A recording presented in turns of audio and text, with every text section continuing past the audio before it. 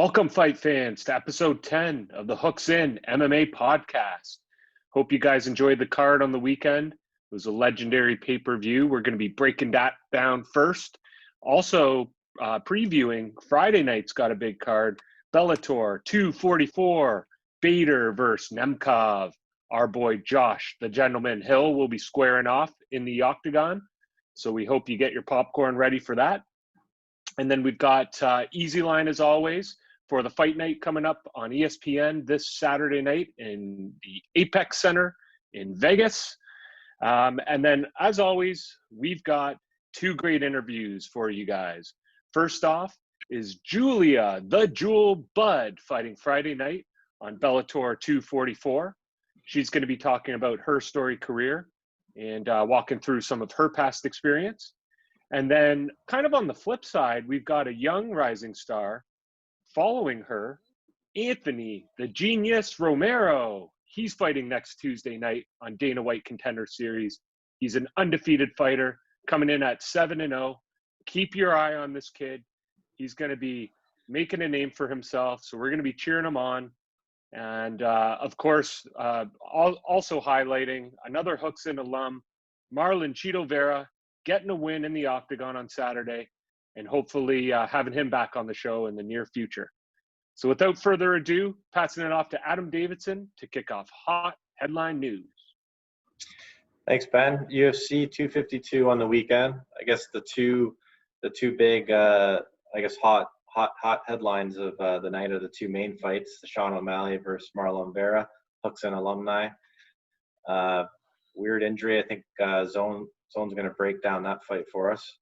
And then the Stipe DC trilogy fight. I personally thought this fight delivered. It saved the card for me since the co-main was a bit of a letdown, I thought. Controversial eye poke on DC.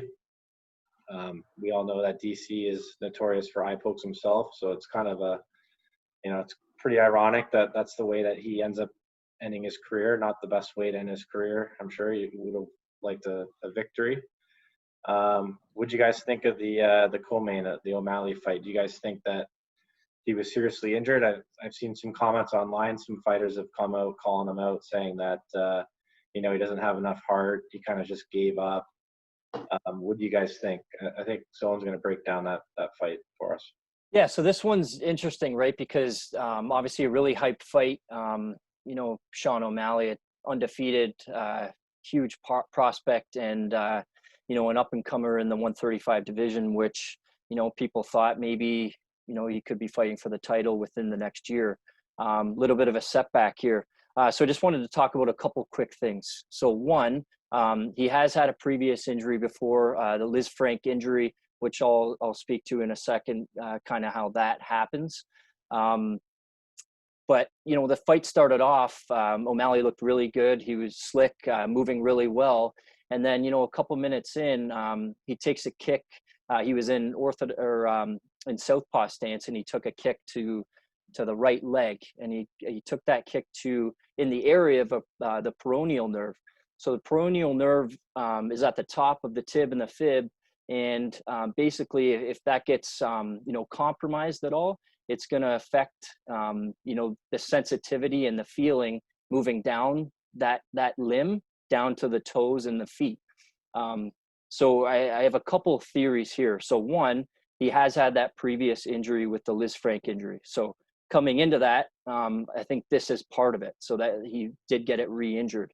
Having said that, that kick, immediately after, like 2 seconds after, he switches back to orthodox, because I believe it did hit the peroneal nerve, and he switches back to orthodox, shifts to his right, and then kind of limps down. It gave out on him. So you see that happen, and while you're watching it, you're like, okay, maybe he just slipped or whatever. I do think that kick had something to do with it. A minute later, he's moving, and he's very shifty, right? He moves back and forth from stances. So he actually shifts forward, and you see his right foot and his ankle turn to the side, back, and then he lifts his foot up, and then it totally gives out, and that's when you see him kind of go down. And then he didn't give up, but he was very compromised. And that's when Cheeto came forward. He saw that something was going on, and he eventually got him down and finished with a couple hard ground and pounds of an elbow, and finished them off. So if you know anything about the Liz Frank injury, the tarsals and the metatarsals in the foot. So if you go from big toe to your small toe, there's a ligament between each of the toes all the way along, except for between the big toe and the second toe. So the Liz Frank injury is basically a large ligament that skips over there's the big toe and the first toe, skips over it, and then goes along the foot. Okay, so he's had this injury before, and when he got that kick, like I said, a couple minutes into the fight to the peroneal nerve, I think that it compromised the sensitivity and the feeling down to his foot, gave out. He wasn't able to put full strength on it. That's why he fell a few seconds later. And then later on, because it was kind of pre-injured before the fight and then hit again with that leg kick, I think that it gave out again. And then he really did structural damage to it. And that ended up being, the demise of Sean O'Malley in that fight. But more or less, I think it's a combination of a previous injury, but also the very hard kick in a bad spot, a sensitive spot that led to that injury happening again. So, it's not how fans want to see it. We don't want to see, it go down like that. We wanted to see 15 minutes of stand up. And do I think Sean O'Malley would have won in the stand up there for 15 minutes? I do. But Cheeto Vera had a great kick, and that's what you train for. And Coach Kavanaugh kind of reiterated that it's a common injury and it's a common attack in MMA. So it's unfortunate, but that's part of fighting. Durability is part of it, and unfortunately for Sean O'Malley, it didn't work out. Yeah, so Zone, that nerve there, that's what happened to Chandler, correct? And that Michael Chandler? Fight? Yeah. Against Primus? Kind of yeah, because Primus? first round or 2 rounds, he took a kick and his foot was doing that, but then he recovered and he it stopped doing it in the 3rd round and he was able to take back over. Yeah, I believe it was similar, the Brent Primus fight, right? Yeah. I've seen it before. It sucks, but I don't know. Really, it's only really Sean O'Malley who knows what really happened. You don't know. He could have had ligament damage coming into the fight, like you were saying. He had that other injury. Could have been in the ankles. Who knows? He does a lot of moving around. I imagine his training is pretty dynamic movement. He could injure it pretty easily in training as well. Do you guys think it's kind of a low blow for other fighters to come out kind of chirping him online after that, since they don't really know what the injury is, right?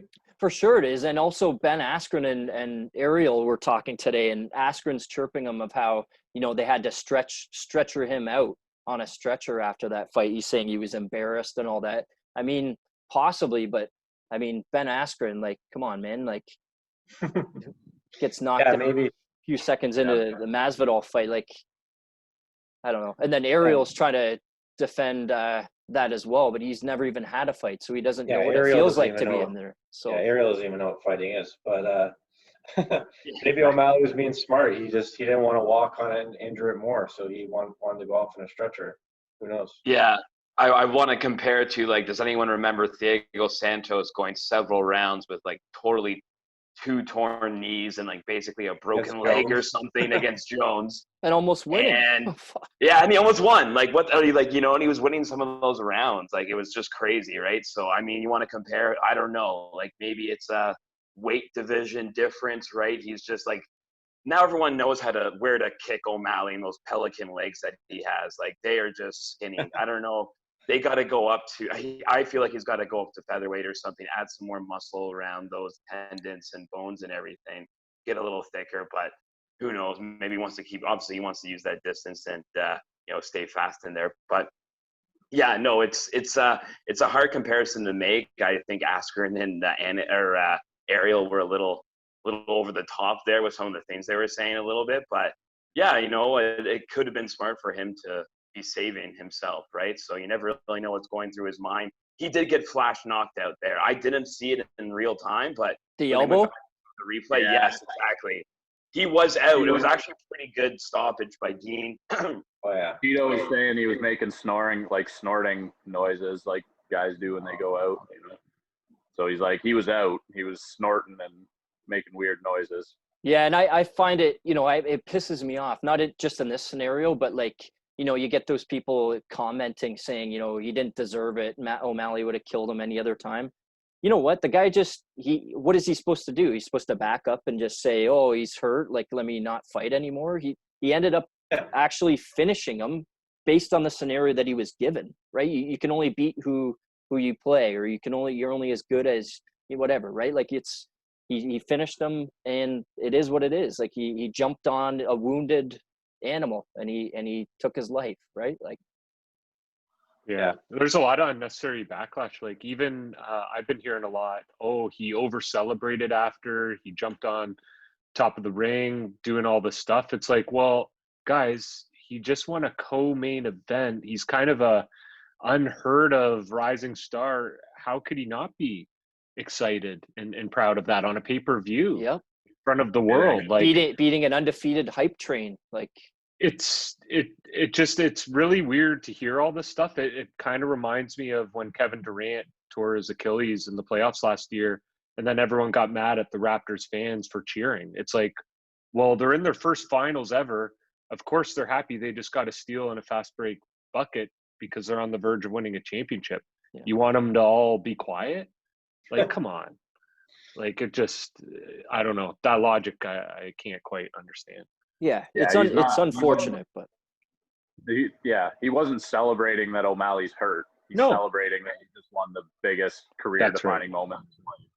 And you're supposed to hurt him as well. Like, that's the thing. Like, it's a violent and he combat did it, sport. and what he's supposed to not be happy about. So I don't know. Like, it's kind of a weird situation. I was actually surprised by the amount of kind of backlash on either side, right? That's the problem with the internet. Everyone has a voice, right? So looking at the hype train on O'Malley, right? I think that's what caused all this. If O'Malley was a no-name, no one would even talk about it. No, I agree. So. Yeah, he wouldn't get so much backlash if he wasn't so cocky and talked so much shit, right? Like dyeing his hair the color of Ecuador flag. Like, come on, man. Like, yeah, that's just bad, right? Yeah. Yeah. Looking ahead, just a little bit off topic. I would love to see Vera face the winner of Edgar and Munhoz this weekend. I think that would be kind of a good fight. Wow. We'll see what happens. Nice. Yeah. All right, moving on to the main event, DC versus Stipe, the trilogy fight. DC came out, said he was going to use a lot more wrestling this fight. I didn't see a lot of takedown attempts from DC. I think after that second round knockdown that he got, I think he was out of it after that. Obviously, the eye poke didn't help, but what do you guys think of that result? Do you think it was more of the eye poke, or do you think DC just got outclassed by a bigger guy? All I want to say is everybody else here picked Miocic and I picked Cormier. So good job to everybody. Line. Good job to everyone else. It's all easy lines. Yeah, the eye poke definitely played into it, and it was a tight fight, and it's hard to win 2 rounds against the best heavyweight ever when you can't see out of your eye. But he looked lost before that. Anytime they would clinch up, he had all this talk about he was going to use his wrestling. He just let Stipe lean on him the whole time. Yes, the clinch. Points of success that he had in the first 2 fights was that he pushed the pace, he went forward a lot, and he threw a lot of punches. In this fight, he did none of those things. He did rock Stipe at the end of the first round, but he was trying to be a counterpuncher. He's way, way too short for that division to try and be a counterpuncher. Yeah. Stipe throws out a jab, and DC's still 7 inches away from being able to hit him, even if he slips it. So, I don't know. I think it was a combination of a bad game plan. He was out cold, I think, at the end of the second round. If there was 1 more second left in that round, it was called off. And yeah, the eye poke, I don't think he was going to be coming back anyways. It's pretty hard to be knocked out and then come back 30 seconds later or a minute later or whatever and win a fight. Yeah, well, I think it's kind of interesting that Cormier really got that eye poking thing from John Jones, right? John Jones did that to him and poked him a few times in a few of those fights. And he started using it against Stipe, and then Stipe used it against him. So I think it's just as we spoke about before, it's I think that's going to keep happening with those gloves. Those are just, I think that's the only way you're going to stop that or mediate that kind of, or mitigate that problem there is through, changing the equipment. So otherwise it's just going to keep happening. Guys are going to, I don't think they're necessarily consciously trying to do it per se, right? Yeah. But it's happening by accident most of the time, but they know in the back of their mind, I feel like they know it's a good defensive way to get the guy off of you, kind of just to kind of flick your fingers a little bit like that, right? Or outstretch them to push the guy away, kind of. So I think they're more trying to, like, what they're trying to do a lot when they put their hands out is trying to post off the shoulder so that they can step outside. But when two guys are moving and one guy's ducking to throw a punch or whatever, you go to post with your hand extended. Yeah. It's not great. And I think you were right about the wrestling there with Cormier too. I think with those heavyweights, right? I think in the clinch there, it was very surprising to me how much Stipe was able to control him and really push him up against the fence and those type of things. Cormier usually able to do that against everyone at light heavyweight, and with that heavyweight was the difference. Yes, Stipe looked massive compared to DC. I know Stipe, they said he leaned out a bit for this fight. He actually a lot. He's 233. He's lighter than most light heavyweights. Yeah, but he's like the same size as Bozer now. That's what he is. He's got a huge frame there. I don't like Stipe being that small, having to fight Ngannou. That could be a good thing to talk about next year, right? Because Jones, vacated his belt. They've booked Blachowicz and Dominic Reyes. Anthony Johnson says he's coming back to light heavyweight, and now in the heavyweight division they just booked Lewis and Blades. So Jones, who's he fighting? Is it Miocic? Is there somebody else? Right. Like, if it's not Miocic, or if it's not Miocic, then I mean that's gotta be Ngannou. But if it is Miocic, then Ngannou's the guy missing out here because they booked Lewis and Blades. So I don't know. It's a lot of turmoil going on here. Well, they booked Blades and Derek Lewis, eh? Yeah, that's done. Ooh, okay. Yeah, it's like November something, 22nd, 23rd or something. Lewis wanted some time to get in peak shape, is what he said. Yeah, good luck. Yeah, no kidding. But yeah, that makes you wonder, like Ngannou, if he gets kind of screwed again here, who's he fighting next? Like, or Jones is just gonna wait, or they're just gonna make Jones wait. He's gonna add like 20 pounds of muscle or 15 pounds. He's gonna, who knows? Maybe he gets the winner of Ngannou Miocic. I think that would be fair, right? Yeah, exactly. I think that's what they're going to try to do. I think, but who knows, right? Yeah, the problem too with Miocic is he's not the most active champion either, right? With title defenses, like I wonder how long Francis is going to have to wait if that's the fight they're going to make. Like, when's he going to fight? And they might have to wait 6 months before Stipe even. I hope not. But in the post-fight press conference, Miocic did say, everybody keeps saying, "Oh, I'm going to retire." He's not. He actually said, "I'm good to go." I don't. But like you said, is it going to be 3-4 months? Are we going to get it in by the end of 2020? That's maybe a little bit too much to ask for. I don't know, but yeah, he's not retiring. He said that, so that's good. I feel like that would be a good one. Him versus Ngannou would be great for that New Year's card that they always do. Oh, that would be awesome. That would be awesome. And then do Miocic Jones in March or April. Give Jones some time to really acclimate himself to heavyweight. If he beats Ngannou. Or whatever. Whoever wins that fight, do Jones versus the winner in March or April. Yeah, can you imagine potentially Khabib beating Gaethje and having Jones and Ngannou or Jones and Miocic on the same card as GSP Khabib? That would be fucking unbelievable. Who would get main event? I don't even know who they'd give main event to. And who GSP. Yeah, Habib and GSP. GSP for sure. Think They would so, have eh? it. That would be nuts. I think so. Yeah. They should have it at well, it's not.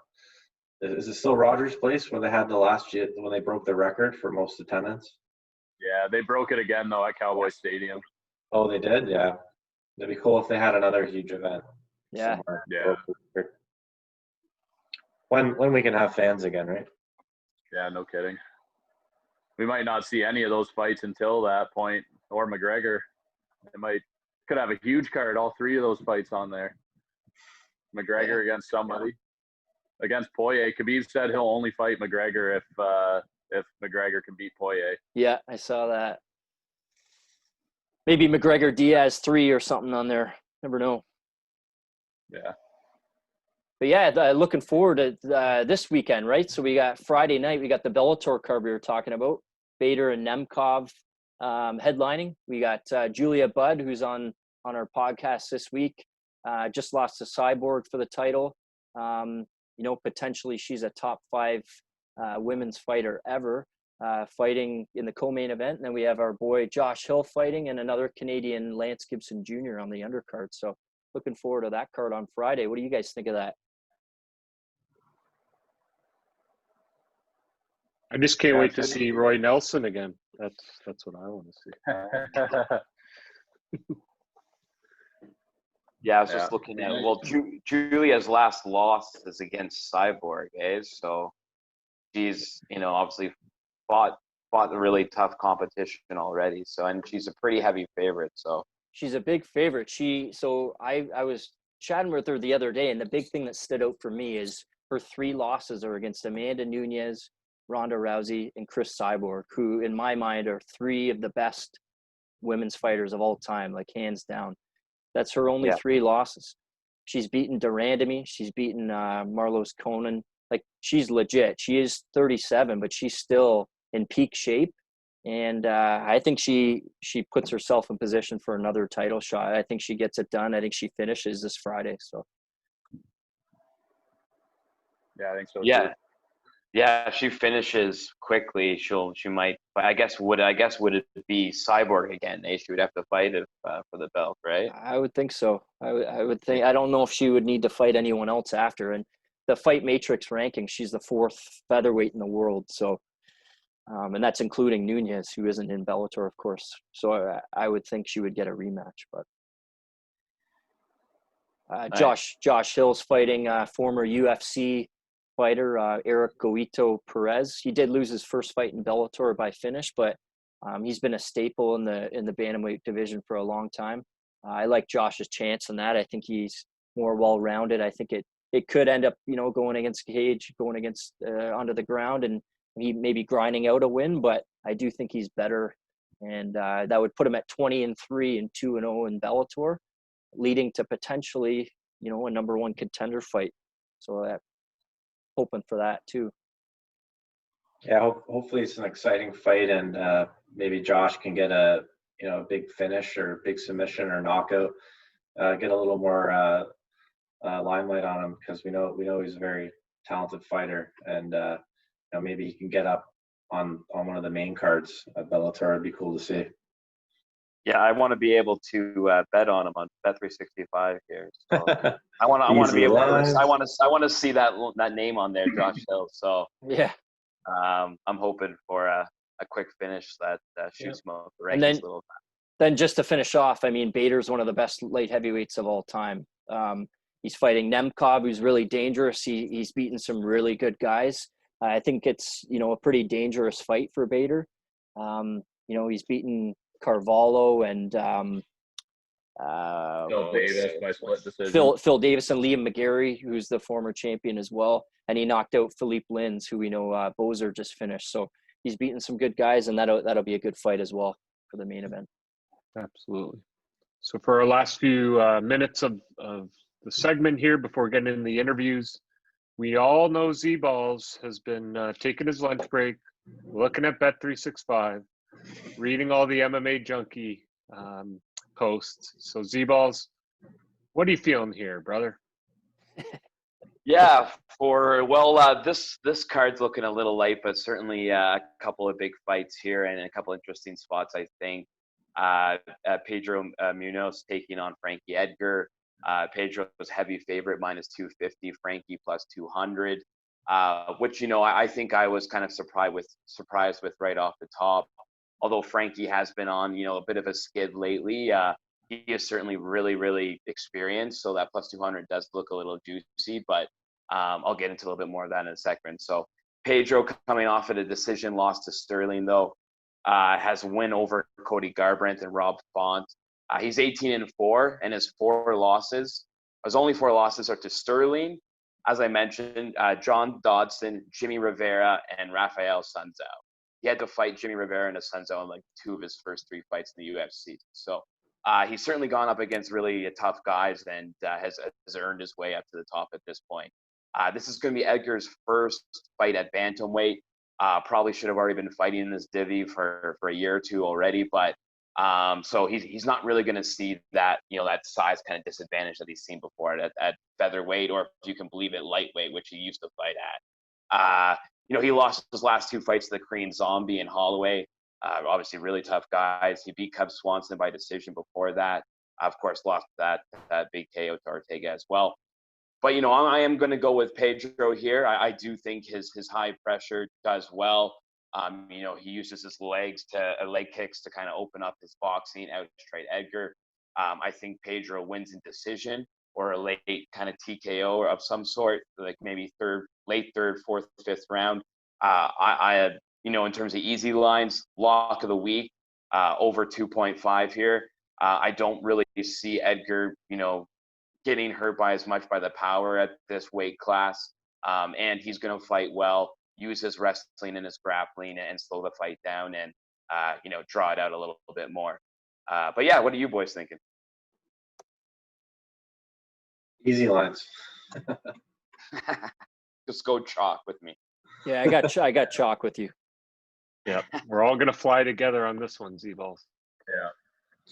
Yeah.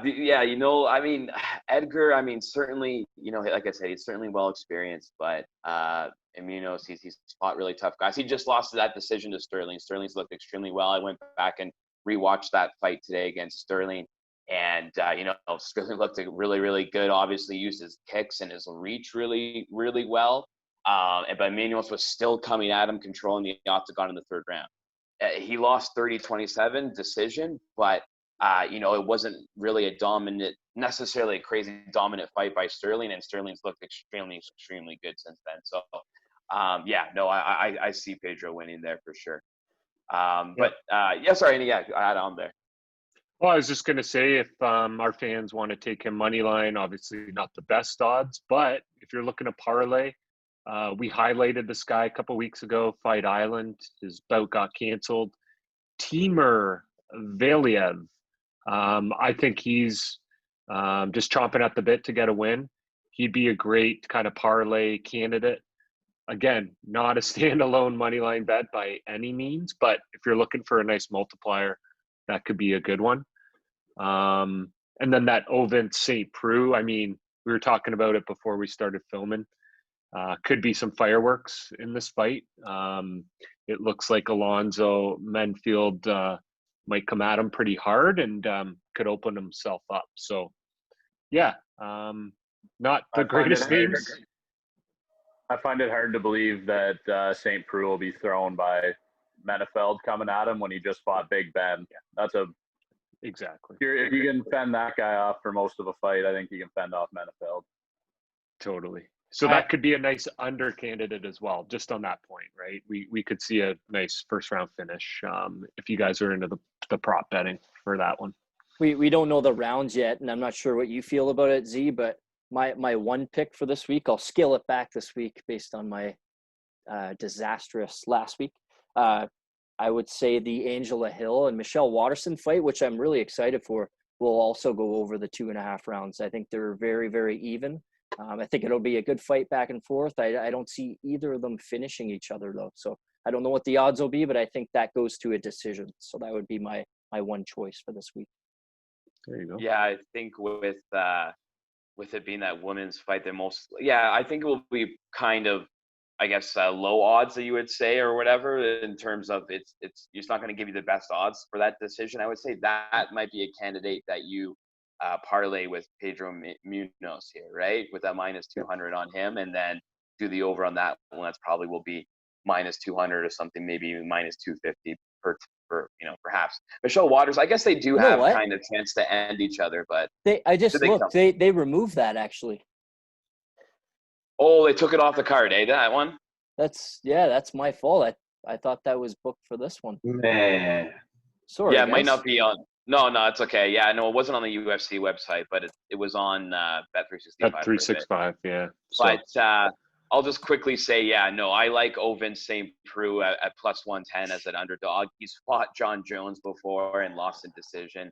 He's fought Dominic Reyes and Krylov as well. Those are obviously tough losses. He beat Tyson Pedro, so I don't know. I like him as an underdog. I think he's a good money there.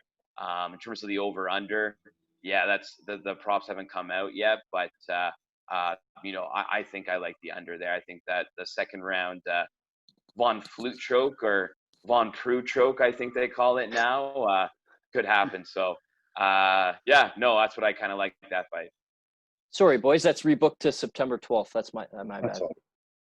Yeah, Z-Balls, I agree. I think OSP's lost the last 4 fights, so I think he's gonna have a little extra fire. I think he's gonna come out, and he's got a lot more experience. So I also think that OSP is gonna get the win.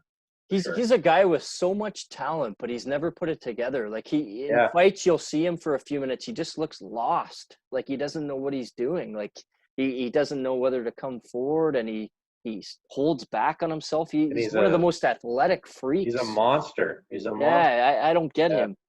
I don't get him. But you're right though. His fight IQ is not the best, right? He just kind of goes for whatever, but that's the thing. He goes for crazy things like those flute chokes or whatever, right? Or he just kind of goes with whatever random shit he comes up with because he doesn't have a game plan, and sometimes it works, sometimes it doesn't. So, it's gonna be an interesting fight. I think that one. Yeah, but at the very least, guys, not a great Saturday card, but at least we got a nice Bellator one here Friday. Kind of makes up for the weekend. So thanks for tuning in, everyone. We're going to get right into our guest interviews. First off, Julia, the Jewel Bud, fighting this Friday night, Bellator 244. She's the co-main. Make sure to cheer her on. Fellow Canadian fighter here. And then obviously next Tuesday night, Anthony the Genius Romero, 7-0 fighter, looking for that UFC contract. Let's support a hometown beauty and rising star, and enjoy these interviews, guys. Have a great week.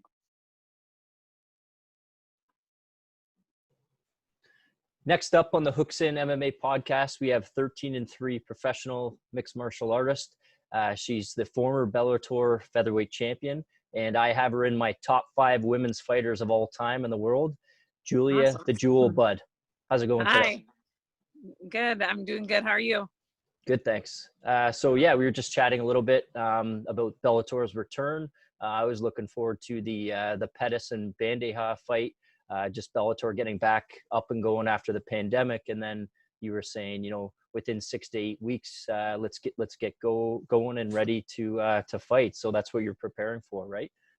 Yeah, exactly. I've been getting ready this whole time. I've been able to keep my training up because it's my family's gym. So we've been training with each other and getting ready, but we really turned it up in June and getting ready to go August 21st. Awesome. We can't wait to watch that fight. And we'll dig in a little deeper later on here. But you were born in Roberts Creek, BC, and you currently fight at a Port Moody, correct? Yes, correct. Yeah. So what kind of brought you from, and I mean, I've only been to BC once, but I guess what's the distance between those two spots, and what brought you to end up fighting out of Port Moody? Basically, I always knew. So I started training out of a little gym basically the Sunshine Coast is a ferry ride away from like Vancouver. So I knew about Gibson MMA when I was a teenager growing up on the coast, and I got into kickboxing when I was still in high school. So as soon as I went to university, I decided, when I came into university in town, I wanted to basically train at Gibson MMA. So I started busing and sky training out there every day from UBC, which is pretty far. For anyone that knows Vancouver in this area, I'd bus out to Port Moody every day from UBC. So yeah, that's kind of how I got started. And how long does that take, the bus ride? It would take a couple hours, because basically it was like it was a couple buses and then a sky train and then another bus. But I knew I wanted to be a professional fighter. And that was kind of one of the agreements was with my parents, like, okay, you go to university and we'll help pay for your gym membership. So Not a bad trade-off. Yeah. So you went to UBC. What'd you take there, and what if you didn't end up fighting, what would be like a backup plan later on? Maybe you could fall back on.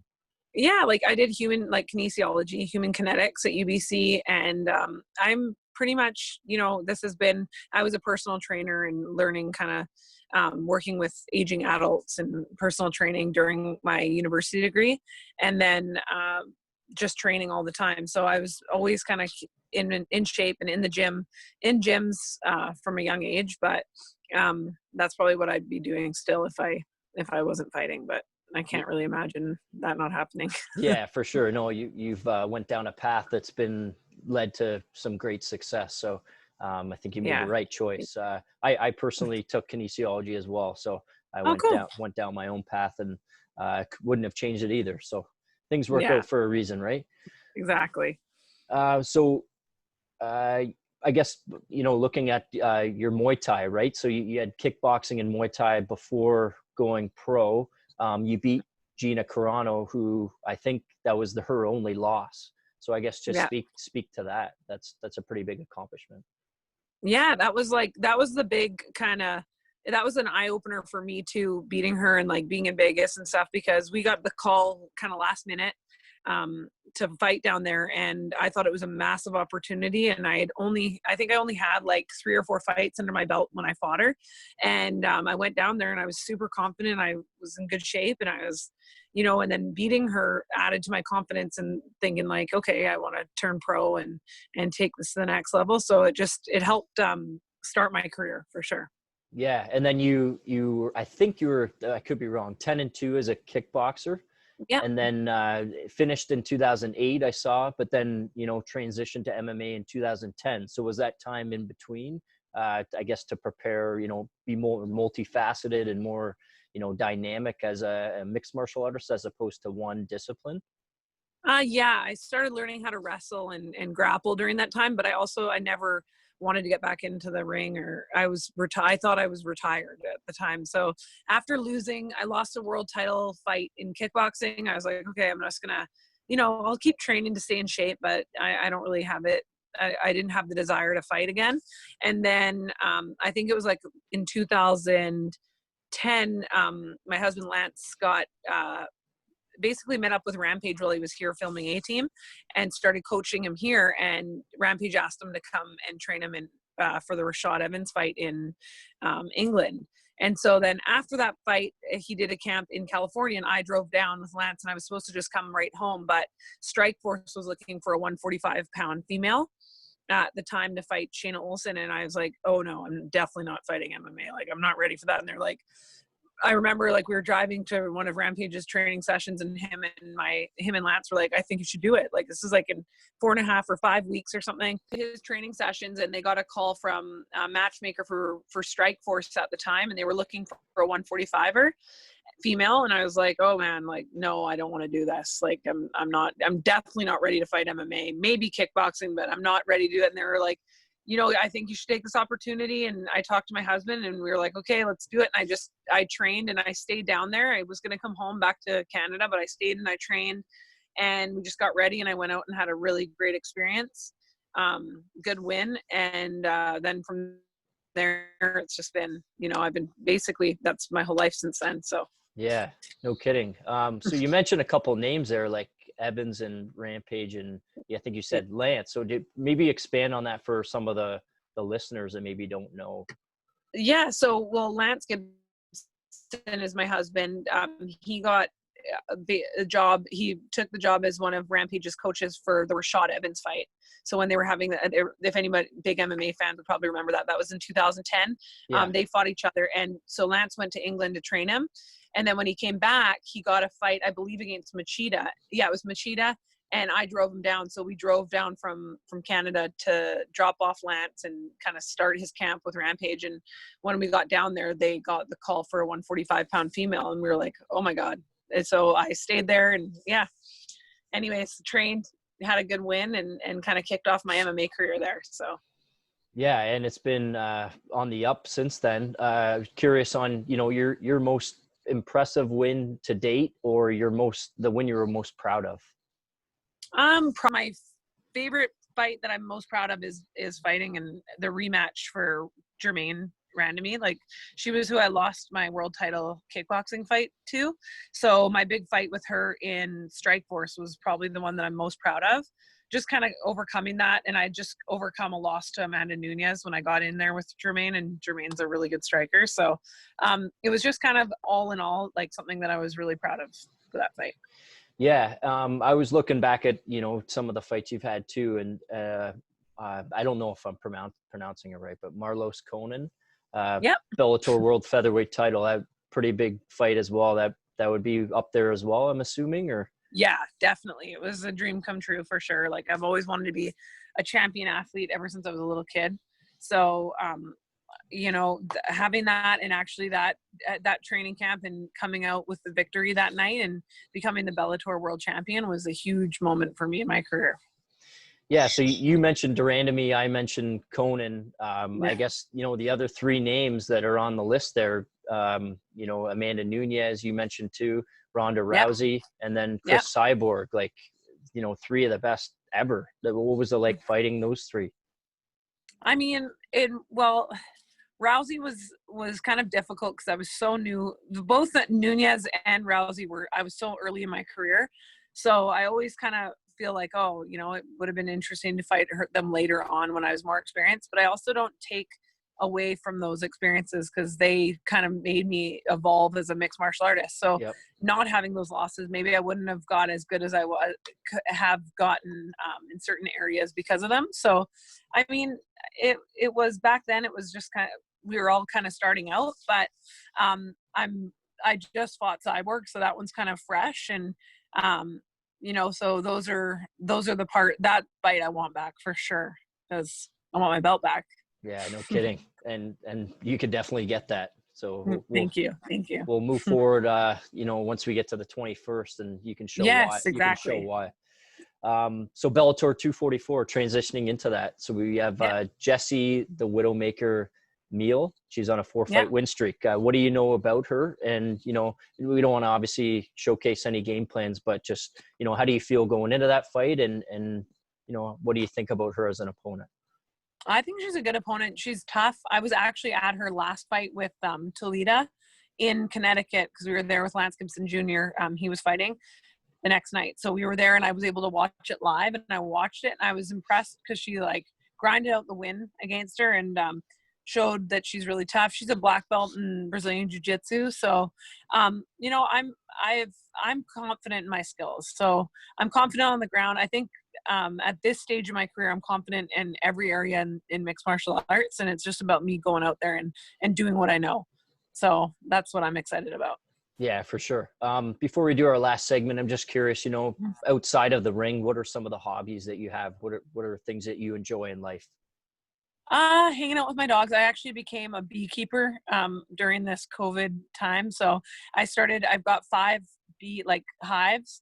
And so that's been really interesting because I'm definitely learning as I go there, but hopefully we'll have some honey soon. Yeah, it makes it all worth it, right? Yeah, exactly. Okay, so last segment between rounds. So I'll ask you a question and you just give 1 or 2 or answers of whatever I ask, I guess. Okay. We good to go? Yeah, for sure. Okay. Would you rather a vegan meal, a meat-filled meal, or both? Both. What's your favorite topping? My favorite topping, on anything, like a pizza or a sub or. Oh, I like pepperoni and cheese pizza. Nice. Seafood or steak? Seafood. And what's your favorite seafood? I love salmon. Nice. Yes. Salmon, lingcod, prawns. Nice. All the above. Would you rather camp or stay in a hotel? Hotel. This time, probably camping. Agreed. Fighting or the vacation after? Fighting, for sure. The training leading up to a fight or the actual fight itself? Ooh, probably the fight itself. Tough to choose maybe, but Invicta, Bellator, or other? Bellator. Yeah, thought so. Favorite genre of movies? Probably, well, we like cheesy horror movies, kind of. Yeah. So what would be your favorite of the group? Oh, like probably we like scary movies for sure. Nice. Do you have a favorite? Not really. Not like God, there's been some good ones. So but many. like Insidious and stuff, those ones were really good. Yeah. I thought those were super freaky. Yeah, I did too. Do you watch UFC at all? Yep. Just curious on your prediction for the weekend, Miocic or Cormier 3?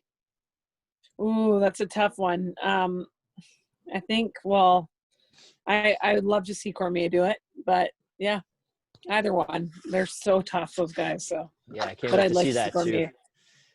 Who would you most likely beat in a rematch? Ronda, Amanda Nunes, or Cyborg? All of them. I like it. And on the same card as you, a friend of mine, Josh Hill or Eric Perez, who do you have winning? Well, if it's a friend of yours, I'm not familiar with either. So Josh Hill. Okay, we'll go with the Canadian.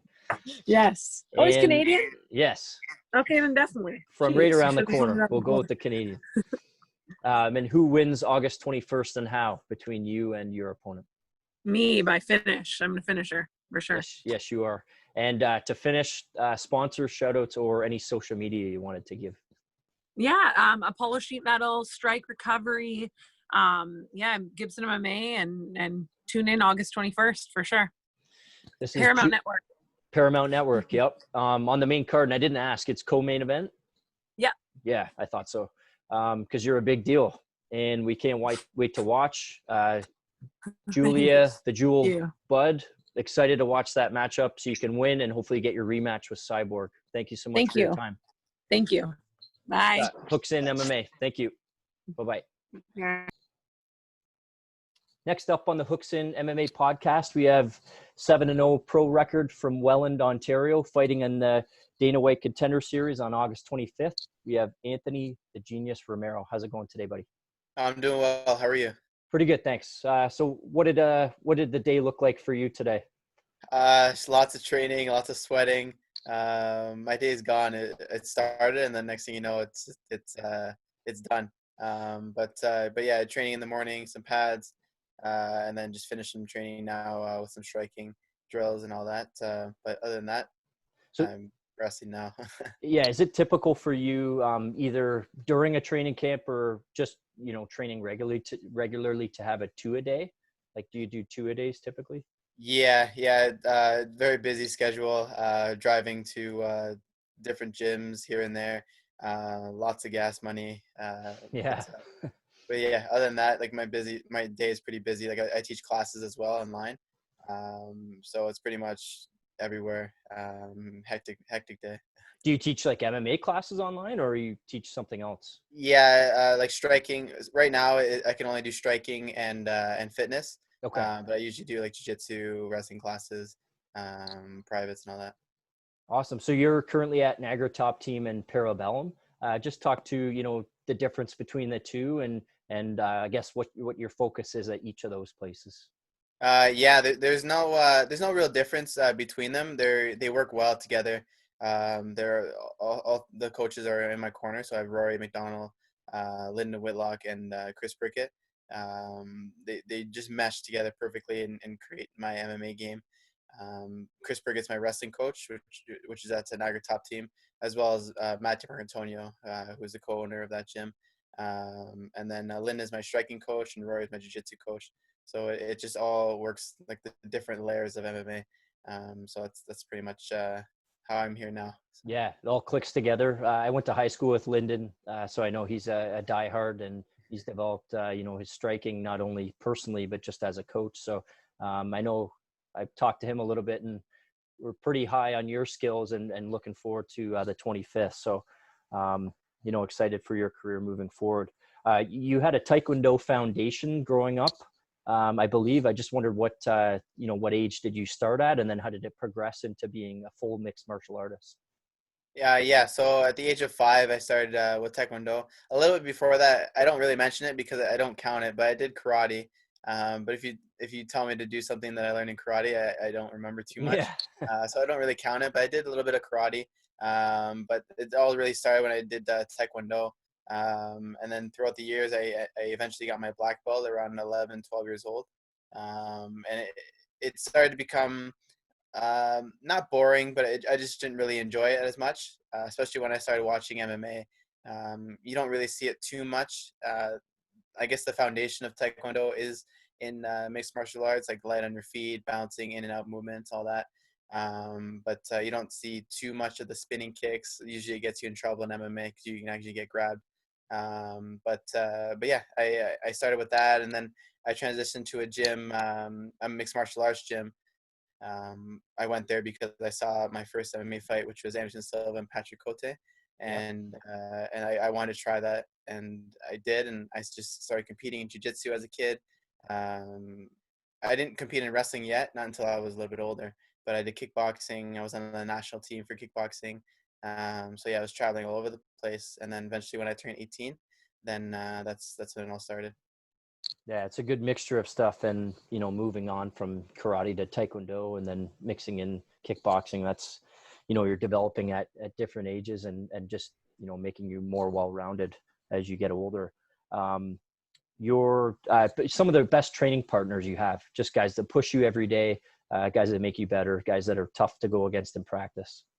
Best training partners, I don't know if I can really point anyone out. I have some good training partners, or actually great training partners. I've trained with guys who are in the UFC. I trained with guys who are in Bellator. Just like Josh Hill, I know he's a smaller weight class than me, but he's an example of Canadian MMA and how great it can be. He's competing in Bellator. Jesse Ronson, I've sparred with him before. You just saw him in the UFC. Yep. Kyle Nelson, all these guys are like high level MMA guys. And then just training with people in the local circuit, like Aaron Jeffrey, Jasmine Jasvizius, Jared Dumont, Chris Prickett, giving me good rounds in wrestling. And now I have a training partner, Zach Powell, who's an up-and-coming MMA fighter from Montreal. So just training with people of all different levels just to get better and better every day. Multitude of skills and different game plans and strategies too. Do you spar against those different guys as well? Yeah, I think it's important. Actually, I just watched a video. I believe it was Chael Sonnen that was talking about having people at different levels. People, the way he quoted it is people that you can whoop, people that can whoop you, and people that can give you a hard time. And that's exactly what you need. If I go against people who give me easy rounds all the time and I'm winning every round, I'm gonna hit this wall when I get into a fight, and I'm not gonna know what to do. I'm not gonna go through adversity or anything. So getting the hard rounds, like Chris Prickett's a great example. When we do wrestling rounds or straight jiu-jitsu rounds, he's so strong, so technical. He's been doing wrestling his whole life, and I'm not a wrestler. I just recently had my first wrestling match, but the way like he moves with me and the way he shows me real looks, it helps me so much. And that's someone who can whoop me. And yeah, I learned a lot from it. My coaches are pretty much all great examples of people who give me a hard time, and I also train with some of the amateur guys as well.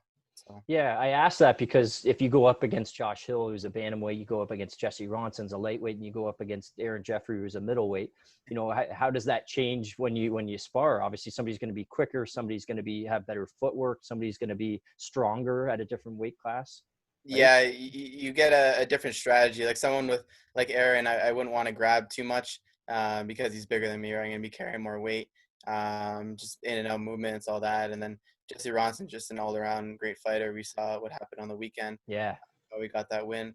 And then fantastic. Josh Hill is super quick, so I'm trying to grab him as much as I can because I have size on him. So yeah, they're all great examples of of how I've been improving my game. Yeah, I went to school with Josh since we were like kindergarten, grade 1. So Okay. I know he's that short bull, but he's got some quickness to him as well. Yeah. So you went to Brock? Are you done? Are you done there? Yeah, I graduated in recreation and leisure studies. Okay, cool. I was going to ask you what you took, and just how was your experience there? It was awesome. It was fun. I like being there. I wanted to get something as a backup because this career is short lived for a lot of people. So just to be there, it was an amazing experience, and I also got time to train my wrestling. That's where I met Chris Prickett, Yep. and I got rounds in with the national team wrestlers there, people who have been in the Olympic trials. So that helps me tremendously.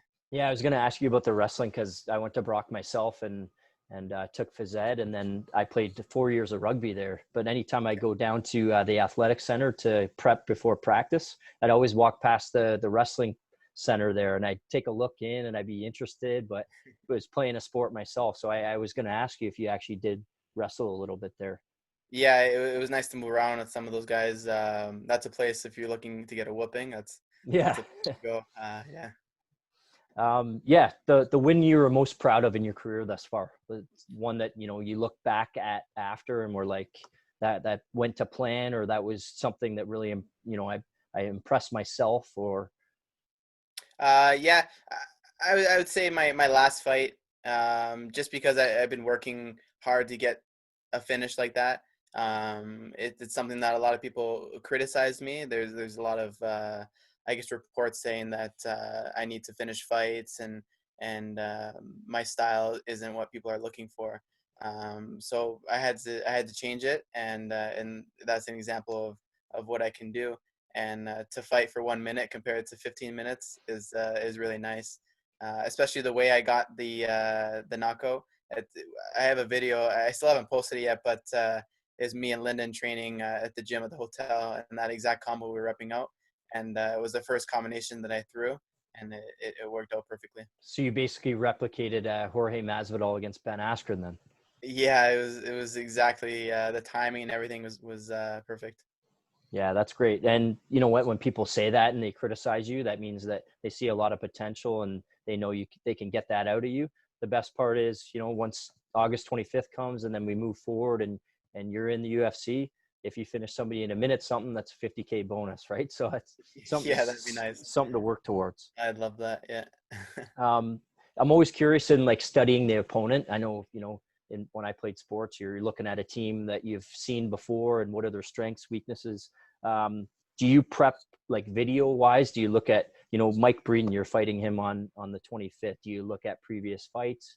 How do you game plan for that? What's like your strategy for fighting a guy that maybe, in these days you can actually look up their old fights and study them? Yeah, so I've seen a couple of his fights, but I mainly looked at them the first time I got his name. Sorry about that. No worries. Yeah, the first time I got his name. But other than that, I don't really. Let me close my door. Oh, good, man. So yeah, I mainly look him up just to see what I'm going against, right? Yep. I don't want to go into the match blind. But yeah, that's pretty much it. And then my coaches do the rest. And if Lyndon's holding pads for me, he'll kind of talk about some things. If I'm wrestling with Chris Prickett, he'll kind of see things that he catches on to. And then we just work on it from there. But it's not something that I look at every day, because then you start to overthink things. You start to get in your head, because everybody looks good in like a highlight video. Everyone looks good when they win a fight, and the opponent is different, different styles and everything. But yeah, that's pretty much all I do. I know he's a great fighter. He's on this show for a reason, just like me. And Dana White's trying to bring the best talent in the world. And that's why we're here. So we're going to put on a good show. Yeah, we can't wait to see it. Last segment here between rounds. So I'm going to ask you a question. There'll be a couple answers. We'll try to rapid fire through them. All right, good to go? Yeah. Burgers or chicken wings? Ooh, burgers. Steak or seafood? Steak. How do you like your steak cooked? Well done. Or not well done. Medium rare. Sorry. Medium rare. Yeah. Would you rather be camping or in a hotel? I like camping. Fighting or vacation? Ooh, I like fighting. Yeah. Actual training or the actual fight itself? I like the fight. Striking or grappling? Striking. Submission or knockout for a finish? Knockout. Horror films or action films? Horror films. Favorite horror film of all time? Halloween. Who do you think wins, Cormier or Miocic 3? Cormier. What about in their prime and right now, GSP or Anderson Silva? GSP. For both? Yes. What about GSP and Khabib? GSP. Agreed. August 25th, Anthony Romero or Mike Breeden, and how's it going to finish? Only one answer, Anthony Romero. Any way possible. I know I can win this fight any way I want. So. Yeah, you'll find the cracks and you'll break them down and finish them. We know that. Any sponsors or shout outs just to finish up? Yeah, I have lots of sponsors. It's hard to say them all. But if you look at my social media, Genius_MMA, you can check them all out. They all support me. I'll throw out one who's been supporting me since day one is Cracker Jack Stadium. He's a great guy, Brad Noyes. Thank you for all the support if you're watching this. And yeah, my family, friends, my team, and yeah, thank you all for the support. Yeah, we really appreciate you coming on. August 25th against Mike Breeden, Dana White Contender Series. Anthony the Genius Romero. We can't wait to watch your fight. Good luck, man. Thank you very much. No problem. This is Hooks in MMA. Thank you. Falling in and out of love, in and out of love with you. Falling in and out of love, in and out of love with you. Falling in and out of love, in and out of love with you. Falling in and out of love, yeah.